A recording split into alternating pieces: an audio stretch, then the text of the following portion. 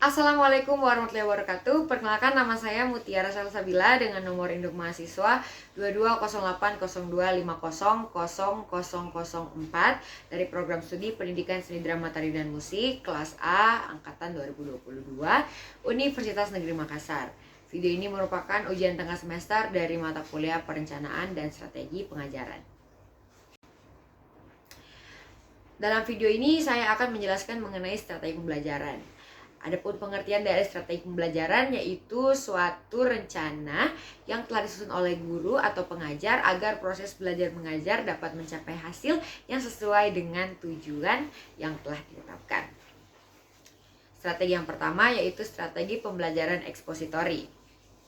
Merupakan strategi yang menekankan pada proses penyampaian materi secara verbal atau secara langsung, atau biasa disebut dengan metode ceramah dan demonstrasi. Jadi langsung dari guru ke peserta didiknya. Karakteristiknya tentu materi yang disampaikan itu merupakan materi jadi dan berupa fakta dan data, serta tujuannya untuk menguasai materi yang telah disampaikan oleh guru kepada siswa. Jadi peserta didik dituntut untuk menguasai materi yang disampaikan. Langkah-langkahnya yang pertama ada persiapan. Jadi guru mempersiapkan dulu bagaimana suasana kelas pada saat masuk kelas. Terus yang kedua menyajikan itu menjelaskan materi secara menarik dan mudah dipahami. Terus yang ketiga, korelasi, guru mencari atau menghubungkan materi pelajaran dengan pengalaman siswa di kehidupan sehari-hari. Yang keempat, menyimpulkan, di sini memahami inti dari materi pelajaran yang telah disajikan. Dan yang terakhir ada mengaplikasikan. Siswa dituntut untuk menunjukkan kemampuan setelah mereka menyaksikan atau mendengarkan serta menyimak penjelasan dari guru. Adapun kelemahan dan kelebihannya, kelemahannya itu dapat dilakukan terhadap peserta didik yang memiliki kemampuan mendengar dan menyimak dengan baik, tidak dapat melayani perbedaan setiap individu, lebih banyak diberikan melalui ceramah, dan keberhasilan strategi ini sangat tergantung kepada apa yang dimiliki oleh pendidik. Nah, kelebihannya, pemateri dapat mengontrol atau guru ini dapat mengontrol keluasan materi pelatihan, jadi lebih terstruktur, terus efektif jika dilakukan di kelas yang luas atau peserta didiknya banyak ya. Terus yang ketiga, peserta didik dapat mendengar melalui penuturan tentang suatu materi pelatihan atau pelajaran, dan juga dapat melihat serta mengobservasi lalu melaksanakan demonstrasi. Jadi selain dijelaskan, biasa juga digunakan metode demonstrasi, jadi siswa dapat menyimak dari materi ini. Dan yang terakhir dapat digunakan untuk materi yang cukup luas. Jadi kalau materinya itu banyak, metode ini sangat efektif. Contohnya ini, seorang guru hendak menyampaikan materi tentang teknik dasar vokal. Nah, teknik dasar vokal kan banyak, misalnya diambil satu register vokal. Tapi sebelum masuk kelas, guru tuh harus bangun suasana dulu. Setelah tahu, oke, suasananya sudah bisa kita sampaikan materi, kita sampaikanlah materinya, didemonstrasikan, dijelaskan juga teorinya seperti apa. Misalnya demonstrasi tentang register itu wilayah, pembagian wilayah suara. Terus ada register fry itu kita kaitkan lagi sama kehidupan sehari-hari. Register fry itu kayak suara bangun tidur, nah seperti itu, jadi lebih paham. Lalu kita simpulkan materinya setelah itu. Ada 5 register vokal, yang paling kita notice misalnya ada fry voice, terus ada chest voice, terus hat, terus mix, dan ada whistle. Nah, kita kaitkan juga dengan kehidupan sehari-hari kayak fry tadi sama dengan suara bangun tidur. Nah, supaya itu peserta didik lebih paham. Nah, kemudian kita bisa minta peserta didiknya untuk melakukan hal yang sama. Misalnya saya udah bunyikan nih fry, coba kamu bunyikan, gimana kalau suara bangun tidur? Nah, seperti itu. Nah, contohnya itu seperti itu ya. Kita lanjut ke yang nomor 2, ada strategi inquiry. Di sini strateginya itu lebih menekankan kepada siswa untuk berperan aktif, untuk mencari dan menemukan solusi dari permasalahan yang diberikan oleh guru. Jadi guru ini di sini sebagai fasilitator. Semua kegiatan dipusatkan pada siswa. Jadi guru memberi materi lalu permasalahan, dan siswa mencari jalan keluarnya. Karakteristiknya, siswa itu harus mandiri dan menemukan materi atau inti dari materi pembelajaran. Terus yang kedua, guru sebagai fasilitator dan motivator untuk mengarahkan siswa mencari, menemukan jawaban dari suatu pertanyaan sehingga dapat menumbuhkan rasa percaya diri siswa. Dan tujuan dari penggunaan strategi ini adalah mengembangkan kemampuan berpikir secara sistematis, logis, dan kritis, serta mengembangkan kemampuan intelektual siswa. Metodenya ini terbagi 3, ada yang terbimbing, ada yang bebas, dan bebas yang dimodifikasi. Nah, yang terbimbing ini guru lebih membimbing. Jadi walaupun siswa memecahkan masalah, tapi guru lebih intens dalam membimbing. Sedangkan kalau yang free atau bebas, free inquiry approach, di sini siswa itu lebih mandiri. Jadi dia mencari masalah sendiri dan menyelesaikan sendiri. Dan yang terakhir ada bebas dimodifikasi. Di sini siswa tidak dapat menentukan masalahnya sendiri, tapi dia mencari penyelesaiannya sendiri, namun masih dibimbing oleh gurunya. Jadi masih ada kontrol dari guru. Nah, langkah-langkahnya ada orientasi. Di sini guru mengajak dulu dan menjelaskan tentang materi apa sih yang mau dicari dan topiknya seperti apa, tujuannya, hasil belajarnya, dan pentingnya topik serta kegiatan belajar yang akan dilakukan. Terus yang kedua, merumuskan masalah. Di sini memberi persoalan menantang. Gimana sih ada masalah ini? Terus siswa untuk diberikan kesempatan untuk merumuskan hipotesis setelahnya. Nah, di hipotesis ini guru boleh memberi kesempatan siswa berpikir dan menemukan jawaban sementara. Setelah menemukan jawaban sementara, guru bisa mengarahkan siswa untuk mengumpulkan data. Jadi perlu memberi motivasi dan ketekunan dalam kemampuan potensi berpikir ini. Jadi guru memberikan pertanyaan lalu berpikir bagaimana sih ini sudah betul belum informasinya, cari coba datanya, seperti itu. Nah, baru kita ujilah hipotesisnya. Ada tahap menguji hipotesis di mana menentukan jawaban yang sesuai dengan data atau informasi berdasarkan pengumpulan data. Jadi betul nggak jawaban hipotesis atau jawaban sementaranya tadi itu dengan data yang dikumpulkan. Dan yang terakhir, merumuskan kesimpulan.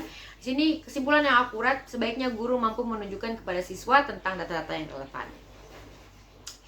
Oke, kelebihan dan kelemahan. Yang pertama, kelemahannya itu tidak efektif untuk siswa yang daya berpikirnya lambat, tidak cocok dalam kelas yang jumlah banyak, harapan dapat terhambat dengan idealis pengajaran yang tradisional, terus penerapan yang sulit dilakukan pada guru dan siswa yang terbiasa dengan metode ceramah, dan terlalu menekankan pada sisi kognitif, jadi agak mengabaikan aspek lainnya. Siswa tidak selamanya memanfaatkan kebebasan secara optimal untuk belajar. Jadi kadang siswa dibebaskan tapi dia tidak memanfaatkan kesempatannya karena lebih memilih kegiatan lain.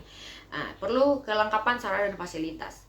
Adapun kelebihannya, di balik kekurangan itu ada kelebihannya juga. Yang pertama, ada pembelajaran melalui strategi ini lebih bermakna karena pengembangannya itu seimbang. Walaupun tadi ya seimbang antara aspek kognitif, afektif, terus psikomotor.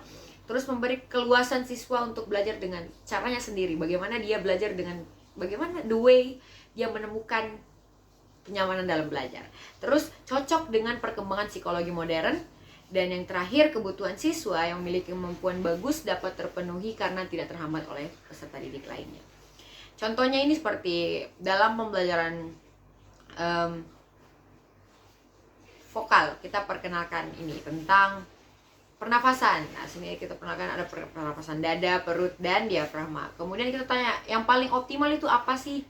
Nah, saya dia jawab, diafragma. Kita tanya, kenapa diafragma? Kenapa tidak perut? Kenapa tidak dada? Nah, di situ siswa dapat kesempatan untuk mencari informasi. Saya udah dapat informasinya, kita tanya lagi, oke, bagaimana jawabannya? Sudah ada? Ya, diafragma, Bu, karena merupakan otot dan bisa dilatih dan dia lebih fleksibel, dan lebih optimal pernapasannya.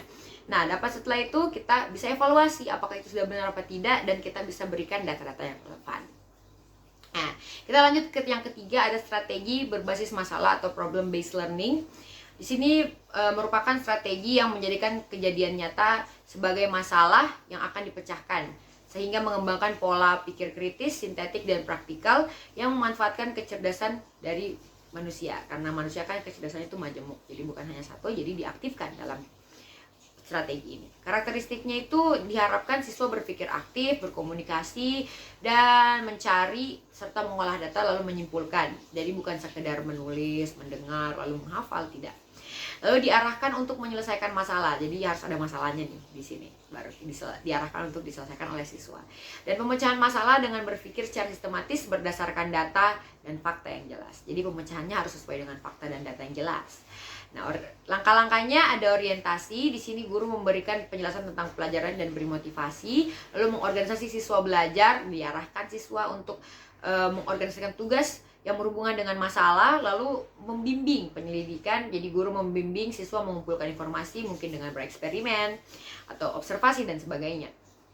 Yang keempat, ada mengembangkan dan menyajikan karya. Jadi di sini guru mengarahkan siswa untuk menyajikan karya yang sudah dia buat dari hasil eksperimennya. Dan terakhir ada menganalisis dan evaluasi. Jadi setelah ditampilkan, guru bisa memberi evaluasi kepada siswa. Nah, kelebihan kekurangannya itu meningkatkan aktivitas belajar, menantang kemampuan siswa, dan memberi kepuasan untuk menentukan pengalaman baru. Jadi kayak dapat pengalaman dan pengetahuan baru, serta bisa mentransfer pengetahuannya dan memahami masalah pada realita, mengembangkan kemampuan peserta didik, berpikir kritis, lalu menerapkan pengetahuan dalam kehidupan nyata, dan mengembangkan minat peserta didik untuk belajar secara terus-menerus. Namun kekurangannya, jika peserta didik tidak percaya dengan masalah yang kita ajukan, maka itu akan bahwa masalah ini sulit dipecahkan, maka itu akan mengurangi motivasinya untuk mencari tahu. Dan yang terakhir ada membutuhkan cukup waktu persiapan. Contohnya membuat proyek sebuah lagu. Peserta didik harus menulis dulu, terus menciptakan lagu, lalu mengurusi bagaimana proses produksinya dengan perangkat tertentu. Nah, di sini siswa dihadapkan dengan tantangan dalam penggunaan perangkat, maka harus dipecahkan bagaimana kira-kira penggunaannya supaya tugasnya bisa selesai. Seperti itu. Nah, yang keempat ada strategi peningkatan kemampuan berpikir atau SPPKB.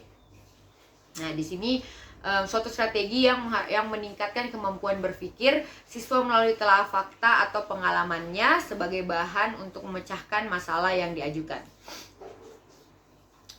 Jadi kebanyakan menggunakan sesi tanya jawab, dan di sini mengembangkan ide dengan verbal, dan konsepnya itu harus sesuatu yang dihadapi oleh mereka. Karakteristiknya kekuatan mental peserta didik secara maksimal, dan pelaksanaan didominasi dengan dialog, tanya jawab, dan secara terus menerus untuk mengembangkan rasa percaya diri siswa dan daya pikir kritis siswa. Terakhir menyadarkan pada sisi proses, yaitu kemampuan berpikir dan hasil yang merupakan penguasaan dari materi. Langkah-langkahnya ada yang pertama ada orientasi, yaitu menjelaskan tujuan dari model pembelajarannya, proses pembelajaran seperti apa, dan kegiatannya apa saja. Terus pelacakan, memahami kemampuan dasar, bagaimana sih kemampuannya peserta didik ini. Yang ketiga ada konfrontasi, menyajikan masalah yang kemudian akan dipecahkan. Nah, terus ada yang keempat inquiry, di sini mengajak siswa menyelesaikan masalah yang ada. Misalnya mengajak siswa untuk menyuarakan ide dan gagasannya. Yang kelima ada akomodasi, di sini menciptakan pengetahuan baru. Jadi siswa dituntut untuk menciptakan pengetahuan baru yang didapat dan merupakan kesimpulan dari pemecahan masalah. Yang terakhir ada tahap transfer, di mana siswa bisa mempresentasikan kepada teman-temannya di depan kelas. Adapun kekurangan dan kelebihannya, yang pertama ada kekurangannya itu membutuhkan waktu yang lama. Terus siswa kemampuan rendah mengalami kesulitan dalam kelas karena diminta memecahkan masalah. Tidak siapnya guru dan siswa dapat menghambat SPPKB, dan pembelajaran ini hanya dapat berhasil jika sekolahnya itu memenuhi karakteristik SPPKB.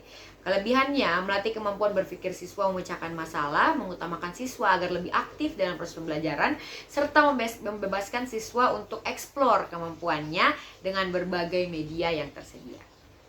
Nah, contohnya, dalam pembelajaran vokal submateri teknik dasar bernyanyi, maka guru dapat memutarkan video salah satu penyanyi yang mengemas pertunjukan dengan berbagai teknik, misalnya menggunakan proyektor lalu menampilkan di depan kelas. Setelah itu kita minta bagaimana tanggapannya. Peserta didik bisa menganalisis dan mengidentifikasi kira-kira teknik apa saja sih yang dipakai, misalnya pernapasannya bagaimana, posturnya bagaimana, kemudian didiskusikan dalam kelas. Nah, yang kelima ada strategi kooperatif. Ya, merupakan suatu strategi pembelajaran yang meningkatkan keterlibatan semua peserta didik melalui kegiatan diskusi kelompok kecil. Adapun metode-metodenya, yang pertama ada START, membagi kelompok kecil dengan berbagai kemampuan untuk memahami dan mempelajari materi lalu saling evaluasi dan diberi penilaian sesuai tingkat pemahamannya. Yang kedua ada metode Jigsaw, yaitu bentuk kelompok kecil dengan penugasan analisis materi. Bagian tertentu hasilnya didiskusikan pada kelompok besar dengan materi berbeda dan guru terkait hasil diskusinya. Selanjutnya ada grup INB investigation. Nah, di sini peserta didik menentukan rencana masalah yang dipelajari. Jadi dia mencari sendiri materi masalahnya yang akan dipecahkan secara berkelompok. Nah, yang keempat ada picture and picture. Jadi menggunakan gambar agar ada daya tarik pada materi yang disampaikan. Ada TPS juga, think, pair, share. Guru memberi masalah pada tiap kelompok, lalu didiskusikan, yang kemudian dikumpulkan pada guru untuk dievaluasi. Jadi hasilnya langsung dikumpulkan ke guru sebagai hasil evaluasinya. Kekurangan dan kelebihannya. Nah, kekurangannya itu adanya peserta didik yang hanya mengekor dengan temannya saja, jadi tidak bekerja, dia hanya mengandalkan temannya. Terus peserta didik yang memiliki kemampuan tinggi cenderung mengabaikan temannya yang kemampuannya lebih rendah. Dan yang ketiga, ada arahan yang kurang dapat menyulitkan peserta didik memahami materi secara komprehensif. Nah, tapi ada kelebihannya juga. Yang pertama itu ada bebas berinteraksi. Jadi peserta didik itu bebas berinteraksi antar sesama, menumbuhkan rasa saling peduli, rasa percaya diri, bisa beradaptasi pada lingkungan, serta meningkatkan hasil akademik melalui upaya pemecahan masalah. Contohnya, guru membagi kelompok-kelompok kecil, lalu memberi pemaparan materi yang akan dibahas, misalnya pernapasan pada vokal. Pada tiap kelompok diberikan satu submateri, kelompok 1 pernapasan dada, kelompok 2 pernapasan perut, kelompok 3 pernapasan diafragma, atau bisa juga materi resonansi tengah, bawah, atau atas. Nah, setelah itu hasilnya didiskusikan di kelas, dipresentasikan, dan siswa lain dapat bertanya atau kelompok lain dapat bertanya, dan guru memberi evaluasi setelah itu. Baik, selanjutnya kita lanjut ke strategi yang keenam, ada strategi pembelajaran kontekstual. Nah, merupakan pembelajaran yang bentuknya itu menekankan pada keterlibatan peserta didik secara utuh. Jadi bukan hanya materi yang dipelajari, tapi menghubungkannya dengan kehidupan nyata untuk kehidupan mereka baik dalam lingkungan keluarga maupun masyarakat, dengan tujuan untuk menemukan makna dari materi yang disampaikan. Jadi tujuannya itu kenapa disangkut pautkan, supaya kita tahu nih apa sih materi yang dibahas. Karakteristiknya itu membuat hubungan penuh makna, melakukan pekerjaan penting, belajar mengatur sendiri, kerjasama, terus berpikir kritis dan kreatif, memelihara individu, mencapai standar yang tinggi, dan penggunaan penilaian yang sebenarnya.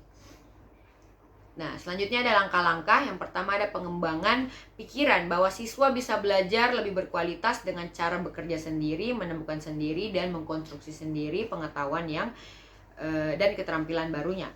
Melaksanakan sejauh mungkin kegiatan inquiry untuk semua topik, mengembangkan sifat ingin tahu siswa dengan bertanya, menciptakan masyarakat belajar, menghadirkan model sebagai contoh belajar, lalu melakukan refleksi di akhir pertemuan, serta melakukan penilaian yang sebenarnya dengan berbagi atau dengan berbagai hasil karya dari siswa.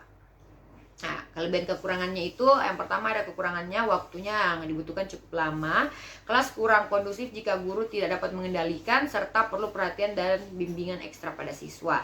Kelebihannya, nah itu produktif dan penguatan konsep. Nah, ini lebih penguatan konsepnya ini bagus karena dia produktif. Aktivitas siswa maksimal secara fisik dan mental. Kelas sebagai tempat menguji, jadi bukan tempat belajar lagi, tapi menguji hasil dari eksperimen mereka. Lalu materi yang dapat ditemukan mandiri oleh peserta didik itu lebih bisa dihafal atau lebih bisa tersimpan lah di memorinya siswa, serta menciptakan suasana belajar yang bermakna. Contohnya, guru memberi arahan nih, bagaimana topik yang akan diajarkan. Misalnya tentang mencipta sebuah lagu, kemudian memberi kesempatan peserta didik mengeksplor kemampuan serta ide dan gagasannya sesuai pengalaman pribadinya. Lalu minta siswa mengajukan hasil dalam beberapa minggu sekali. Lalu beri pertanyaan seperti apa alasan mereka memilih syair ini, notasi ini, dan sebagainya. Lalu beri kesempatan mereka mengumpulkan informasi. Guru juga dapat menghadirkan seorang musisi sebagai role model dalam pembelajaran, sehingga materinya dapat disampaikan melalui pengalaman oleh musisi tersebut kepada siswa. Kita lanjut ke strategi yang terakhir, yaitu strategi pembelajaran afektif. Di sini lebih menekankan, atau strategi yang menekankan pada psikologis, itu sikap dan minat. Nah, karena dikembangkan nih dari psikologi behavioral, dia menghubungkan minat dan sikap, artinya mengarah pada sebuah karakter dari siswa atau peserta didik. Di sini guru itu memberi pembiasaan sikap, menjadi role model bagi peserta didik. Nah, adapun karakteristiknya, yang pertama itu pasti menyangkut sikap. Nah, di sini diharapkan peserta didik dapat berperilaku lebih positif setelah mengikuti pengajaran atau pembelajaran. Terus yang kedua, minatnya. Merupakan hal penting yang intensitasnya itu cukup tinggi. Secara umum minat ini termasuk karakteristik afektif. Terus yang ketiga itu konsep diri. Bagaimana konsep diri ini dapat menentukan mengenal atau mengetahui kekurangannya secara individu itu bagaimana, serta kelebihannya juga. Lalu ada nilai. Nah, di sini nilai itu merupakan suatu objek, aktivitas, perbuatan, perilaku atau ide yang dinyatakan oleh seseorang dalam mengarahkan minat, sikap, dan kepuasan. Yang terakhir ada moral. Di sini digunakan untuk mengetahui seharusnya manusia menjalani kehidupan dengan baik itu seperti apa. Jadi sesuai norma-norma yang berlaku dan bagaimana ada kehidupan di masyarakat. Adapun tingkatannya, yang pertama ada retrieving, yaitu keinginan memperhatikan masalah misalnya. Di sini tuh tingkatan ketika orang memperhatikan alat musik nih langsung. Ya. Terus yang kedua ada responding. Bagaimana peserta didik itu partisipasinya aktif nggak sih dia dalam melihat, dia pertama melihat lalu apakah dia menyentuh, apakah dia memegang. Nah, misalnya dia lihat gitar, dia pegangkah gitar itu. Nah, yang ketiga ada valuing. Di sini penentuan nilai yang menunjukkan keseriusan, seperti apakah dia setelah memegang dia ngejreng dan dia mau tahu ini gimana sih cara mainnya, apakah dipetik atau diapakan. Nah, seperti itu. Lalu ada organization. Di sini itu membangun sistem internal yang konsisten, misalnya pengembangan. Dia misalnya kayaknya saya mau latihan deh, seru kayak kalau saya pelajari bagaimana sih cara mainnya. Yang terakhir ada characterization, itu sistem nilai mengendalikan perilaku hingga terbentuk gaya hidup. Jadi misalnya dia udah latihan, terus dia rasa kayaknya enak nih jadi gitaris, kayaknya main gitar tuh udah jadi lifestyle saya. Nah, seperti itu.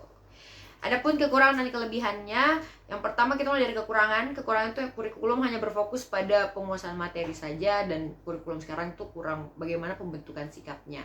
Terus sulit mengontrol pembentukan sikap seseorang karena banyak faktor yang mempengaruhi, misalnya lingkungannya, keluarganya, dan sebagainya. Tidak bisa dievaluasi dalam jangka pendek. Jadi ini harus dilihat dalam jangka panjang, bagaimana proses perubahannya. Jadi bukan yang kayak langsung dalam 1 minggu bisa diketahui, itu tidak bisa. Ini memerlukan proses yang panjang, serta pengaruh teknologi yang dapat berdampak negatif. Nah, karena pada saat ini media sosial itu sudah bisa terkontrol, apa saja yang bisa dinonton oleh peserta didik. Tapi ada juga kelebihannya. Yang pertama, membentuk watak dan peradaban yang bermartabat, mengembangkan potensi peserta didik dalam nilai dan sikap, membentukkan pribadi yang baik dan bijak, serta memperkuat karakter bangsa.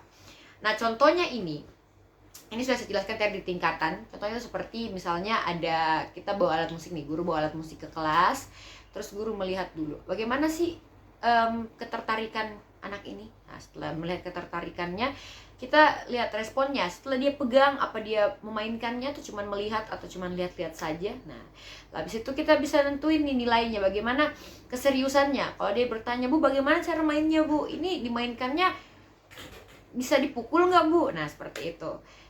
Nah, yang selanjutnya itu bagaimana dia bertanya. Misalnya dia mau latihan, "Bu, saya pinjam, Bu. Saya mau latihan deh, Bu. Saya mau coba cari akord C itu di mana. Saya mau coba, Bu. Bagaimana penjariannya," misalnya. Dan yang terakhir itu characterization. Di sini itu memberi nilai mengendalikan perilaku. Jadi membentuk etika dan attitude. Bagaimana dia mau belajar dengan sabar, dengan tekun, dan bagaimana dia bisa, misalnya dia udah paham dan dia bisa sharing ke temennya, berarti dia itu bisa toleransi dan berbagi pengetahuan dengan temannya. Jadi contohnya seperti itu untuk strategi yang terakhir. Nah, dengan penjelasan ini maka saya sudah menjelaskan 7 strategi pembelajaran, mulai dari expository, inquiry, lalu ada juga SPPKB, terus problem based learning, lalu ada juga kooperatif, kontekstual, dan yang terakhir itu ada afektif. Jadi saya sudah menjelaskan ke-7 dari strategi pembelajaran tersebut dan juga include dengan contohnya. Semoga apa yang saya sampaikan ini dapat bermanfaat dan dapat dipahami. Kurang lebihnya mohon dimaafkan. Saya Mutiara Salsabila mohon undur diri, dan semoga video ini berkenan. Terima kasih dan sampai jumpa di presentasi berikutnya dan di video berikutnya. Terima kasih. Wassalamualaikum warahmatullahi wabarakatuh. See you.